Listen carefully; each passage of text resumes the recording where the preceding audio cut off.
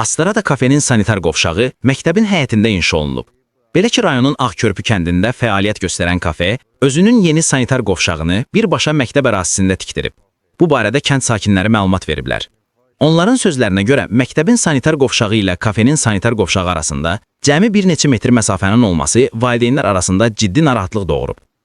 Sakinlərin iddialarına görə, məsələ ilə bağlı məktəb rəhbərliyinə dəfələrlə müraciət edilsə də, hər hansı müsbət nəticə əldə olunmayıb. Kafenin ayağını gəlib məktəbin ərazisindən tikiblər. Yəni bu da düzgün deyil. Sabah mənim balalarım toya, mənim uşaqlarım məsələn tualetə gedəndə, çünki o biri tərəfdən kafedə milyon cür məsələn turistlər var. Bunlar gəlib o biri tərəfindən girəcəklər turistlər, yuxarı tərəflərlə girəcək məsələn mənim uşağım. Yerli sakinlər həmçinin bildiriblər ki, kafe rəhbəri ilə məktəb direktorunun Kicəbə qəsəbəsindən olduqları, hətta qohumluq əlaqələrinin olduğu deyilir. Kənd sakini Əlvan Abdullayev deyib ki, əvvəlki illərdə məktəbin çəpəri daha geniş ərazini əhatə etsə də, sonradan çəpər inzibati bina istiqamətinə doğru geri çəkilib.